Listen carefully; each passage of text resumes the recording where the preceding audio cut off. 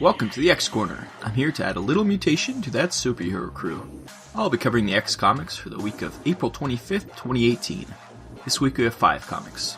All New Wolverine 34, Exiles number 2, Hunt for Wolverine number 1, Legion number 4, and X-Men Blue number 26. Spoilers. Yeah, of course. We'll start with All New Wolverine number 34. The writer is Tom Taylor, and the penciler is Ramon Rosales. And we continue the old woman Laura story as Laura, Maria Hill, and Gabby are about to sneak into Doom City, when we find out who Gabby called. It's Captain Marvel and the female Hawkeye. They join the group to end Doom for good. They sneak in, but technology doesn't work, unless it's Doom's. So Maria Hill's cybernetics, Gabby's laser claws and nanites, and Hawkeye's trick arrows are all out. They are soon found out, as every Latvian citizen has Doom tech in them to spy on each other, and Doom sends 3 big Doom bots after the heroes. Maria Hill has a special bullet that she assures the girls will be able to access the Doom bots' computers. She is about to shoot it, even one eye down, when Hawkeye reminds everyone who she is. She shoots the Doom bot right in the head, while meanwhile Captain Marvel fastball specials Laura into one bot and deals with the other. The bullet turns out to contain the Wasp, who is stuck in the small form. She takes over the bot and finds out where the prisoners are being held. Before they can go, though, one of the bots isn't dead, and it shoots Laura right through the chest. As we were worried about her safety, the true horror is revealed as Maria Hill was standing behind Laura, and is shot through the heart. She makes Laura promise to end Doom, and then dies. I can't say I was totally on board with the storyline after the first issue, but now I'm all in. This has some great action and storytelling, and I quickly forgot about the old woman Laura trope, and got into the story. The banter between Gabby and Hawkeye was fun, and showed some of that old Gabby magic. Maria Hill's death scene was amazing, and the reveal was shocking. Really well laid out. One page of feel for Laura, and the next is the reveal. Great stuff. And this all wraps up next issue, so we'll see what other surprises are in store. Rating 8.5 out of 10. Then there's Exiles number 2. The writer is Saladin Ahmed, and the penciler is Javier Rodriguez. So, the Exiles escape from the Time Eater and end up in a new hero's world.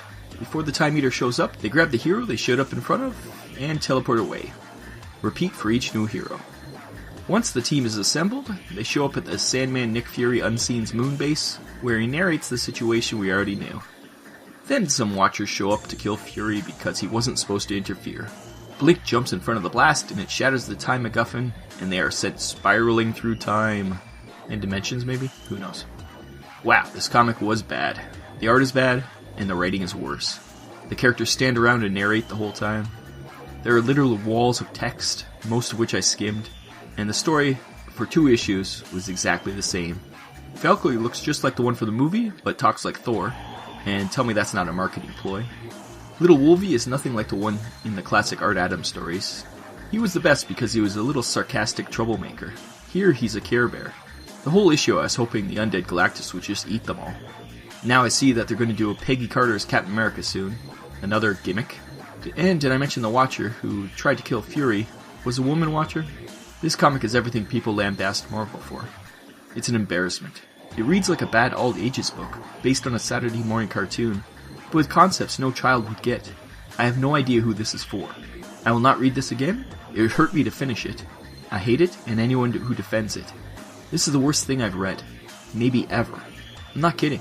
If I wasn't doing this review, I would have stopped reading after the first page. But it only got worse. Can I give it a 0? Yeah, I'll give it a 0. 0 out of 10. Screw this comic and Marvel for producing it. It demeans the entire line. Ugh. Then we have Hunt for Wolverine number 1. This is a big one with 2 stories, so we'll split them up and talk about each one. The first is Secret and Lives by Charles Soule, David Marquez, and Rachel Rosenberg. So the first story has the Reavers finding out where Wolverine's adamantium-encased body is, and they go to try and steal it. It's in a cabin in the remote Canadian wilderness, and before they can get away with it, the X-Men show up. The Reavers are run down, and the X-Men beat them solidly, but not before they open the adamantium to reveal Logan's body is no longer inside. We get a flashback to Cyclops, Storm, Beast, and Colossus deciding that Logan needs a better resting place, and they get Kitty to pull Logan's body out of the adamantium shell.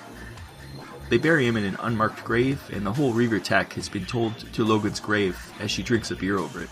She then catches sight of Logan's burial shroud flapping against a tree and discovers his body is gone. The X-Men arrive and assume someone stole it to do nefarious things with. Meanwhile, we get glimpses of Wolverine, somewhere, snicking his claws in and out in a darkened room. It's nice seeing the Reavers, and I like how they've fallen on hard times, and are all breaking down and useless. It's a far cry from the unstoppable force they were in their debut. The secret that Logan's body was gone was already known, but I like how the X-Men actually took it out before the adamantium got broke open, to give him a proper burial. Seeing the weird Wolverine panels makes me question everything we've seen in the Wolverine post-credit scenes. I'm officially confused, which is a good way to start in a mystery. If we knew that Wolverine was just running around with the Infinity Stone, there wouldn't be much point in all this. But now we're not so sure on what's going on. This was a good story leading to the miniseries, and I'll give it an 8.5 out of 10. The second story is Hunter's Pride by Charles Soule, Paolo Incela, Walden Wong, and Ruth Redmond. We start with Kitty breaking into Stark Industries to tell Tony about the fact that Wolverine's body is missing. So Tony plans to get together what looks like Luke Cage, Spider-Man, and Jessica Jones. And they're gonna go find out what's up. And that will be in the Hunt for Wolverine Adamantium Agenda book. Next we find out Kitty went to Daredevil first, and he's off to find Logan too. And that's in Hunt for Wolverine Weapon Lost. Then we have the last Reaver who escaped the first story telling Lady Deathstrike about what happened, and she plans to find Logan too in the Hunt for Wolverine Claws of a Killer. And then lastly, the X-Women are off to Madripoor to search for clues in the appropriately named Hunt for Wolverine Mystery in Madripoor. This second story was a lot less interesting, as it just sets up the Hunt for Wolverine miniseries, as they'll be coming out soon. It's a setup which is fine. At least they did it here and not waste time in each book. I have no idea the timeline though. Tony is back and fine, Jean Grey the younger shows up and isn't dead. Lady Deathstrike isn't with Weapon X and seems to be bad. I don't know if they just don't care about continuity, or it takes place after each of these characters' current storylines conclude. Since it's just a setup, I'll give it 6 out of 10. For the neat way it did it, but not much else here. I wasn't that excited for the Hunt for Wolverine, because we had seen him running around. But now my interest is tweaked. I think this might be a fun ride after all. Overall, I give the whole comic an 8 out of 10, since I did enjoy the first story quite a bit. Next we have Legion number 4, the writers Peter Milligan and the pencilers Lee M. Ferguson. We last left off with Hannah trying to reason with a hunter to help them fight trauma. After she psychologically manipulates him, he agrees. Meanwhile, in the real world, Trauma is attacking Hannah's body, and David is trying to fight him off. Hannah persuades Tammy to let her out into the real world where she faces Trauma for the first time. She uses her power of psychology again and weakens Trauma enough for David to banish him back inside. Hannah goes back in and leads the alters to Trauma's headquarters. She confronts him again, but he turns the tides on her and goes deep inside her mind, bringing her issues out. And then we turn a page and are confronted with a giant, messed up looking doll. Milligan was getting complacent and it was all about to slip into regular superheroing, when all of a sudden we get that doll. I think I'll have nightmares until the next issue comes out.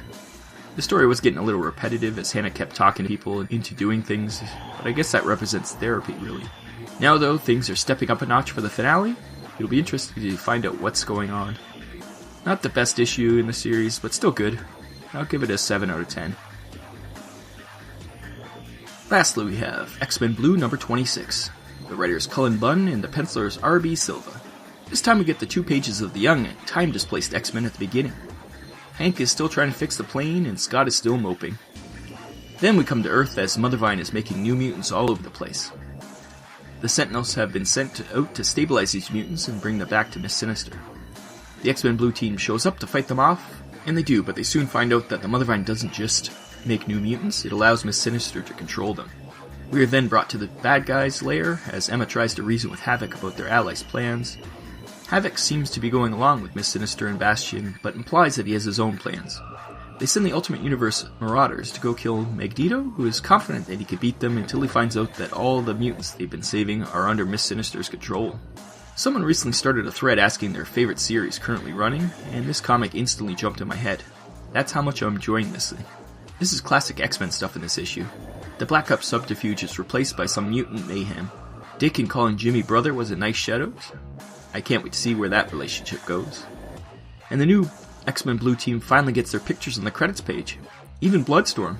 Yes, maybe they'll stick around for a while. If this comic doesn't lead to the redemption of Havoc, though, I'll be upset. But at least we get him and Magneto in a comic together. I think you can guess my rating, but it's 9 out of 10. So other than the comic that should no longer be named, this week was solid. As I go through the weeks, I find out more and more what I like about the X-Men, and why the comics that don't meet that expectation annoy me so much. I believe the series are getting better, or at very least they're winning me over. The chaff gets cut, but the weeks will be stronger for it. Until next time, stay X.